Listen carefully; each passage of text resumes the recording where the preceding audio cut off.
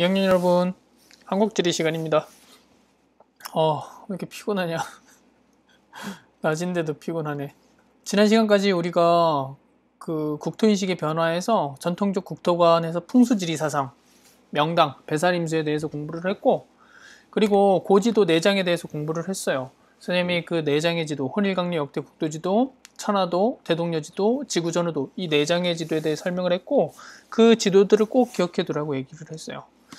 여러분들이 그 지도를 공부할 때 지도 내용에 대해서 이렇게 달달달달 외우고 이해하는 것도 당연히 중요한데, 그거보다 첫 번째는 여러분들이 사람을 만날 때 그 사람의 특성을 알고 있는 거 중요하지만, 길 가다 만났어. 그 사람이 누군지를 알아야 돼요. 그죠? 그게 첫 번째야, 첫 번째. 그래서 마찬가지로 이 4장의 지도, 혼일강류 역대 국토지도, 천하도, 대동여지도, 지구전후도가 각각의 생김새가 어떤지, 이게 첫 번째입니다. 그거부터 알고 내용을 공부하도록 하시고, 오늘은 지난 시간에 이제 잠깐 소개만 하고 말았던 고문원, 책에 대해서 나갈 거예요. 지리지가 책이죠. 지리책에 대해서 나갈 건데, 마인드맵을 보면 선생님이 지난 시간에 고문원이 2가지로 나뉘어진다 그랬어요. 관찬지리지와 사찬지리지. 고지도도 조선 초에 만들어진 지도와 조선 후기에 만들어진 지도가 각각, 조선 초는 국가주도, 조선 후기는 그 실학자, 개인 중심으로 만들어졌다 얘기를 했는데, 지리지도 마찬가지예요.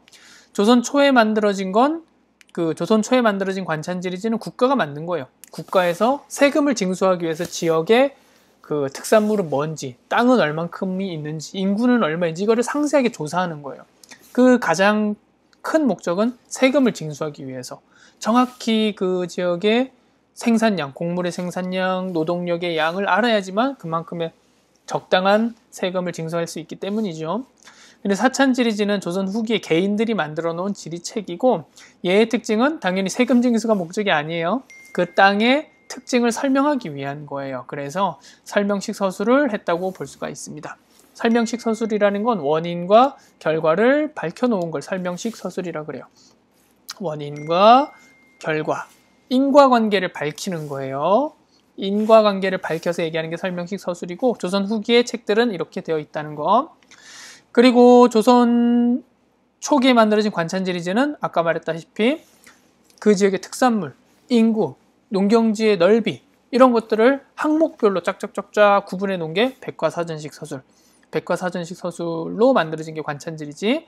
여기에 해당하는 사례가 세종실록 지리지, 신증 동구여지 승남, 그리고 후기에 만들어진 게 택리지, 도로고 등이 있는데, 이 중에 선생님이 택리지가 가장 중요하다고 얘기를 했고, 우리가 중요하게 공부할 것도 택리지에 대해서만 공부를 해요. 그러면 우리 지난 시간에 공부했던 내용들을 교과서로 보고 오늘 나갈 내용 교과서로 역시 정리를 하도록 하겠습니다.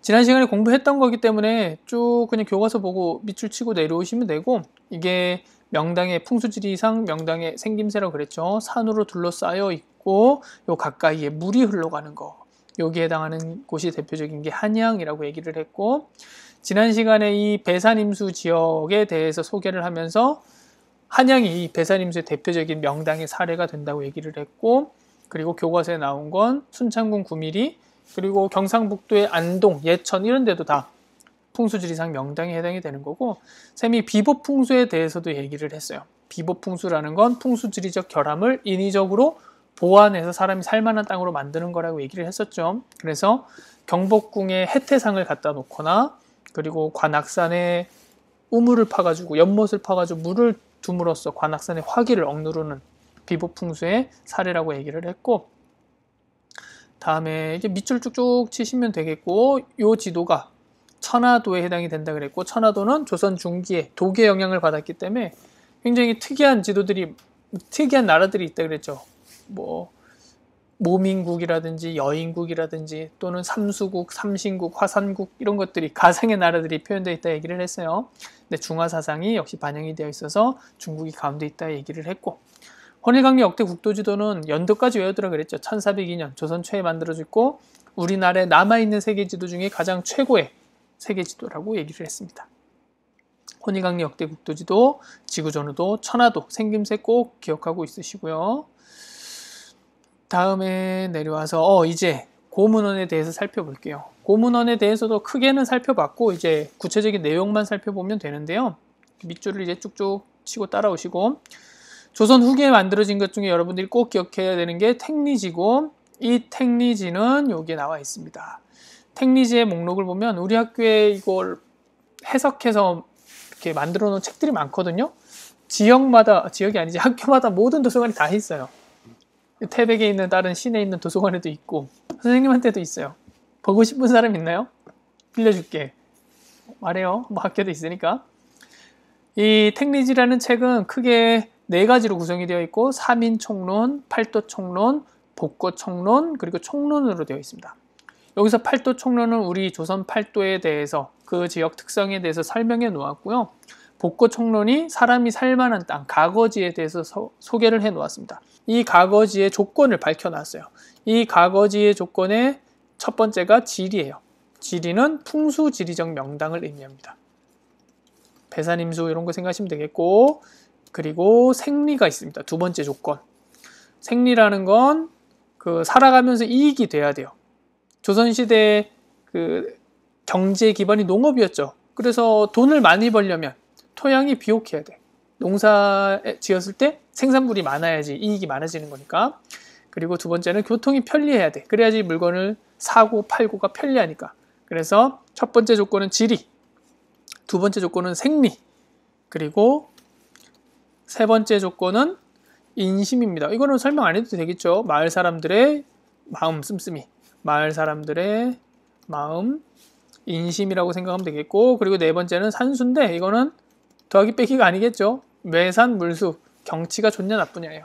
그래서 이중환이 이 택리지의 조건, 사람이 살만한 땅 4가지를 밝혀놨고 거기에 지리, 생리, 인심, 산수가 들어갑니다. 이 4가지 조건을 갖추어야지 가거지라고 할 수 있는 거예요. 태백은 가거지 됩니까 안 됩니까? 태백은 여기서 지리적으로는 모르겠어. 선생님이 풍수지리 전문가는 아니니까. 근데 일단 생리해서 안 돼요. 토양이 비옥하지 않고 교통이 불편해요. 근데 인심은 좋은 것 같아요. 쌤 생각에. 태백 사람들 인심 굉장히 좋습니다. 경치도 이만하면 뭐 좋죠. 태백산도 있고. 그래서 이 중에 요 생리는 확실히 안 되기 때문에 택리지에서 말한 가거지에 해당이 되지 않아요. 태백은. 이제 내용을 한번 밑에 볼게요. 택리지의 복고총론에서는 사람이 살만한 땅이 가거지를 지리, 생리, 인심, 산수 4가지 요소로 설명하였다. 지리가 좋은 곳은 풍수지리사상 명당에 해당하는 지역이고, 생리가 좋은 곳은 비옥한 땅과 물자 교류의 편리성 등 경제적 유리한 특성을 갖춘 지역이다. 경제적으로 돈을 많이 벌 수 있는 곳, 그걸 말하는 거예요. 생리는. 인심이 좋은 곳은 당쟁이 없으며 이웃의 인심이 온순하고 순박한 지역이다. 또한 산수는 산과 물의 조화를 이루며 경치가 좋아 풍류를 즐길 수 있는 지역이다 해서 택리지에서 요 4가지 조건을 밝혀놓았다는 것을 꼭 기억하고 있어야 됩니다. 완전 중요해요. 다음에 우리 대동여지도 살펴봤죠. 대동여지도 중에 팔도총도가 그 전에 만들어진 지도인데, 팔도총도 여러분들이 하나 기억해야 되는 게, 팔도총도에는 독도와 울릉도가 우리나라 영토로 표시되어 있어요. 울릉도가 표시되어 있다. 당연히 우리나라 걸로 표시가 되어 있다는 거 기억해 두시면 되겠고, 팔도총도 만들어진 다음에 조선방역지도가 만들어지고, 그 다음에 동국대지도, 그 다음에 대동여지도가 만들어지는데, 지도의 형태가 시간이 지날수록 점점 정확해진다는 걸 우리가 눈으로 확인할 수 있죠. 그래서 우리 조상들의 국토의 인식이 점점 정확해졌다는 걸 우리가 지도를 통해 파악을 할 수가 있습니다. 대동여지도에 대해서는 지난 시간에 열심히 강조를 했죠. 기호를 사용했다는 거, 역참 봉수 요거 강조했고, 목판본이라서 대량 제작 가능했다, 분첩 절첩이라 휴대가 용이했다 얘기를 했습니다. 그리고 산줄기는 모두 연결해서 그렸고, 그 선의 굵기를 통해서 산의 크기를 표현했다고 얘기를 했죠. 해발고도는 근데 알 수 없다고 얘기를 했고, 하천은 쌍선 단선으로서 항해가 가능한지 안 되는지 구분했고, 그리고 도로는 직선으로 그렸고 심리마다 방점을 찍어서 거리를 유추할 수 있게끔 해줬다고 얘기를 했습니다. 우리나라의 국토관이 조선시대 때만 해도 풍수지리사상이 우리나라의 가장 중요한 국토관이었고, 그 이후에 근대 이후에는 어떤 국토관들이 있었는지에 대한 내용인데, 내용은 여기 정리해 두었습니다. 일제강점기는 국토에 대해 부정적 인식을 교육했어요. 누가? 일본이. 왜냐면 침략을 정당화하기 위해서. 일본이 우리나라 사람들에게 교육한 내용이 조선의 그 한반도의 형세는 토끼같이 생겼고, 그리고 대륙으로 들어가는 입구에 해당이 돼서 대륙 세력이 강할 때는 대륙에 침략당하고 해양 세력이 강할 때는 해양에 침략을 당할 수밖에 없는 구조라고 얘기를 했어요. 그거를 교육시켰어. 침략을 정당화하는 거죠. 근데 이거는 거짓이죠. 우리나라랑 비슷한 중위도의 반도국 중에 세계적인 제국을 건설한 나라 있어요. 어디? 로마죠, 로마. 우리나라는 침략을 당하기 쉬운 조건인 것도 맞지만 우리나라 힘이 강할 때는 전 세계적으로 대제국을 건설할 수 있는 아주 교통의 요지입니다. 우리나라 그렇게 못한 건지 안 한 건지 그렇죠. 다음에 산업화 시기는 60년대에서 80년대 생각하시면 되고 이때 당시는 국토를 개발의 대상으로서 계속 자연 자원을 채취하고 가공해서 우리 인간에게 이롭게 사용해야 된다는 거였어요. 왜냐하면 우리나라가 너무 못 살았으니까 자연을 개발하는 게 최대 목표였어요. 그래서 60년대에서 80년대 사이에 적극적 국토 개발을 하게 되었고 그에 따른 결과로 환경 파괴, 지역 간 불균형 문제가 발생하게 된 거죠. 그리고 현대에 와서 지금 우리가 살고 있는 시기죠. 90년대, 2000년대 이후에 생태학적 관점이라고 해서 생태학적 관점이라는 건 자연과 인간이 함께 살아간다는 거예요. 서로 분리되어 있는 게 아니라 함께 연결되어 있다고. 그래서 자연을 그전까지 막 파괴하고 개발했더니 그 피해가 인간에게 되돌아왔어. 그러니까 자연과 인간의 개발과 보존을 같이 조화롭게 해야 된다는 게 생태학적 관점이 되는 거예요. 그래서 개발과 보존의 조화로서 하고 있는 게 막 자연 개발했던 거 복원하는 거예요. 우리 태백에도 하나 있죠. 태백의 황지천, 황지 연못에서 나오는 물이 원래는 복개천이라고 해서 지하로 흘렀어요. 거기 아스팔트나 콘크리트로 덮었거든요. 근데 그거를 최근에 드러냈어요. 그걸 생태하천 복원이라 그러거든요. 작년에 현우는 쌤이랑 같이 갔었어. 생태하천을 복원한 이유가 이게 자연을 복원하는 거예요. 땅속으로 흐르면서 거기 오염물질도 들어가고 지저분해지고 물이 썩으니까 다시 드러내 놓음으로써 자정작용을 통해 물을 깨끗하게 하고 심미적으로도 좋잖아요. 거기 어디야? 황지 연못에서 나오면 양꼬치집 새로 생긴 데 있죠? 거기가 원래는 덮여있던 곳인데 다 지금 드러내 놓은 거예요. 땅을 파서 땅 속에 지하로 흐르던 물을 꺼내 놓은 거야. 그런 것들이 해당이 되고 자연보호구역 지정하는 것도 역시 현대에 들어와서 생태학적 관점으로서 국토관을 바라보는 거라고 생각하시면 되겠습니다. 어렵지 않죠? 근데 내용 쭉쭉쭉쭉 따라오면 돼요. 뭐 내용적으로는 어려운 게 없어요. 다음에 지리정보와 지역조사. 여기도 금방 넘어갈 수 있습니다. 지리정보라는 건 밑줄은 여러분이 치시면 되고 공간정보와 속성정보 그리고 관계정보가 있을 때 우리가 지리정보라고 해요. 특히 이 공간정보가 있어야지 지리정보라고 얘기를 합니다. 선생님이 뭐 누구 A야 너 어디 있어? 라고 물을 때 자기가 있는 곳을 얘기를 하면 그게 공간정보가 되는 거예요. 알겠죠? 작년에는 막 활동도 하고 그랬는데 태백의 가장 중심지 찾고 그랬었는데 우리는 지금 활동하기 어렵네요. 참고로 작년에 우리가 태백의 사극을 찾아봤거든요. 북쪽 끝, 동쪽 끝, 서쪽 끝, 남쪽 끝 해서 가운데 X 해가지고 태백의 정중앙을 찾았는데 거기가 어디냐면 태백의 무슨 중앙교회. 선생님 교회랑 전혀 관련 없어요. 중앙교회라는 곳이 태백의 정중앙이더라고. 그래서 좀 의아했어요. 그래서 간단히 살펴보면 선생님이 태백에 대해서 아까 찾아놓은 거 봅시다. 선생님이 여기 태백의 중심지, 태백의 상징, 황지연못 구글어스로 들어오면 여기 위도와 경도가 표현돼요. 위도는 37도, 경도로는 128도가 되는 거예요. 자, 그럼 돌아와서 황지연못은 위도 37도 그리고 경도 128도에 위치했다. 이게 그 공간 정보가 되는 거겠죠. 수리적 위치가 되는 거고 속성 정보는 태백의 인구는 약 46,000명이다.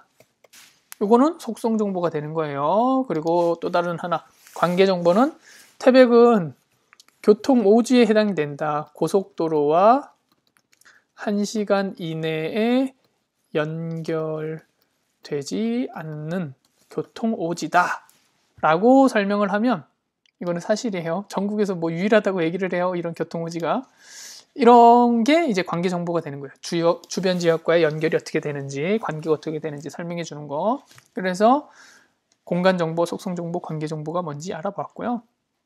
내려가서 다음에 이제 지리 정보에 대한 내용인데요. 지리 정보를 수집하는 방법이 실내 조사, 실외 조사가 있고 최근에 원격 탐사가 생겼다는 거예요. 지금 배우는 내용들은 다 상식적으로 들으면 이해되는 내용이에요. 특별히 막 외울 내용이 아니에요. 그러니까 따라오세요. 편안하게.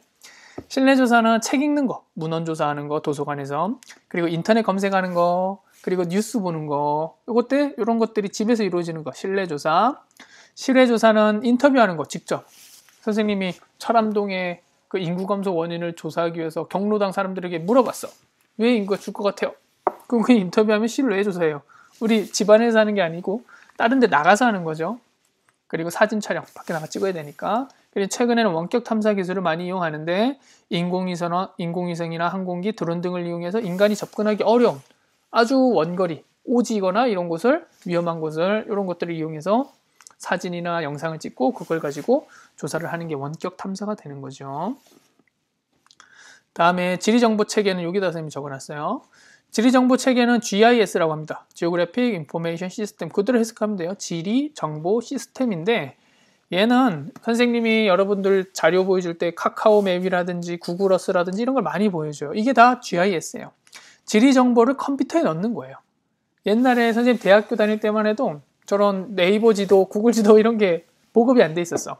그러니까 종이 지도, 이렇게 큰 종이 지도 갖고 똘똘똘똘 말아가지고 지도통에 탁 넣어가지고 이렇게 답사를 다녔거든요. 근데 이제는 안 그래. 패드나 휴대폰 가지고 다 찾아봐요. 지리정보를 컴퓨터에 다 넣어놨기 때문에 지도 정보를 그렇게 넣어놓으면 가공이 쉽고 분석이 쉬워요. 카카오맵 가지고 이제 길 찾기 굉장히 쉽죠. 출발지, 목적지 설정하면 최단 거리 촥 찾아주잖아. 이게 GIS라고 생각하시면 돼요. 이 GIS의 장점은 다양한 지리 정보를 빠르고 정확하게 처리가 가능해요. 컴퓨터로 입력해서 처리하는 거니까. 그리고 가공이 굉장히 쉽습니다. 원하는 정보만 쏙쏙 뽑아낼 수 있어. 태백에 카페 탁 치면 카카오 지도에서 카페가 촥 뜨죠. 이런 것들 생각하시면 되겠고, 이제 GIS가 중요한 게 중첩 분석이라는 게 많이 활용이 돼요. 이 중첩 분석은 중첩이 겹치다는 거예요. 겹치다는 거. 우리가 많이 쓰는 건 아니고 이제 관공서나 국가에서 새로운 무슨 시설을 만든다거나 할 때 사용하는 건데, 예를 들어 이런 겁니다. 태백에 신설 학교를 짓고 싶어요. 근데 지가가 어느 정도 딱 적당한 곳을 찾아야 돼. 그러면 태백에 먼저 지가 지도를 딱 띄우는 거예요. 그리고 인구가 많은 곳에 학교를 짓고 싶어. 그러면 인구 밀도가 높은 곳을 딱 표시한 지도를 딱 띄워. 그리고 그 두 장을 겹치는 거예요. 그럼 겹치는 곳이 있겠죠. 인구 밀도가 높으면서 지가가 저렴한 곳. 그럼 거기 딱 겹치는 곳에 학교를 세우는 거야. 이렇게 겹쳐가지고 분석하는 걸 우리가 중첩 분석이라고 그러고, 입지 선정, 장소를 선정하는 데 사용하는 겁니다. 어렵지 않아요. 그리고 여기에 이제 일산과 통하다에서 서울에서 함께 만드는 지도를 하고 있다는데, 이게 뭐냐면 커뮤니티 매핑이라는 거예요. 요거 용어 기억해 두세요. 커뮤니티 매핑. 커뮤니티 매핑이라는 건 사용자가 지도에 정보를 입력해서 직접 만들어내는 걸 말해요. 선생님이 작년에 그 지리답사반에서 통리시장 지도를 이 커뮤니티 매핑으로 답사 동아리 애들하고 같이 만들려고 했는데, 자료 수집은 다 됐는데 마지막에 이제 흐지부지 되면서 좀 잘 안 됐어요. 그게 좀 아쉬운데, 그런 거예요. 우리가 지도를 만드는 거야. 그게 커뮤니티 매핑이라고 생각하시면 되겠고, 요거는 넘어가도 될 것 같고, 이게 GIS를 활용한 시험 문제들이 이렇게 나와요. 요거 한번 해보셔야 됩니다. 여러분들 과제예요. 지리정보 체계를 이용해서 여기 조건 1, 2, 3, 4 원하는 데를 표시한 다음에 얘를 겹쳐보는 거예요. 종이 잘라서 겹치는 거 아니죠? 여기다 표시해보는 거예요. 그래서 겹치는 곳을 찾아내면 거기가 우리가 원하는 도서관 세우는 곳이 되는 거죠. 지역조사 방법, 이것도 뭐 특별히 쌤이 막 설명 많이 할 건 없어요. 따라오세요. 지역조사하는 순서가 첫 번째 주제 및 지역 선정. 주제랑 지역을 선정한 다음에 이 두 개는 바뀌어도 돼요. 주제 및 지역 선정하고, 집안에서 조사를 먼저 해. 그 다음에 밖에 나가서 조사를 해. 그리고 조사한 자료를 분석해. 그리고 보고서 작성하는 거. 이 순서대로 한다는 거예요. 이런 것들도 시험 문제 나던데, 이런 거 나오면 정말 맞춰야 돼요. 할 수 있죠? 자, 그러면 여기까지가 이제 수업 내용이 되겠고, 독도에 대한 건 지난 시간에 다 했어요. 여기 중요한 거 별표시만 해두시면 될 것 같고, 여러분들이 해야 되는 건 이제 요거 문제 한번 풀어서 선생님에게 제출해 주면 됩니다. 필기한 내용, 그리고 아까 선생님이 요거 중간에 활동 하나 있었죠. GIS를 이용한 거, 중첩 분석하는 거, 요거, 그리고 저 문제 푸는 거, 필기, 여기 탐구활동, 그리고 문제 푸는 거, 요 세 가지가 오늘의 과제가 되겠습니다. 오늘 수업은 여기까지입니다.